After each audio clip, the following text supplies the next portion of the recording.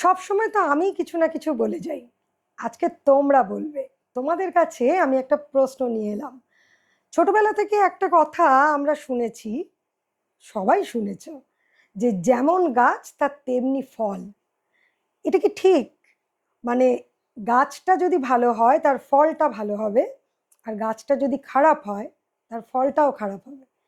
তার মানে এটা দাঁড়ায় যে বাবা মা যদি খারাপ হয় বা বাবা মার পরিবার যদি খারাপ হয়, তাহলে সেই পরিবারের সন্তানও খারাপ হবে, মানে অসামাজিক হবে। এটা ঠিক না ভুল?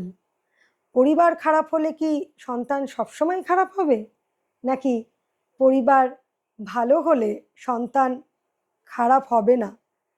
এইটা কিন্তু ভীষণ কনফিউজিং। পরিবার ভালো হলেও সেখানে সন্তান খারাপ হতে পারে, তাতে গাইডেন্সের অভাব থাকে। এটা একটু জানিও তো।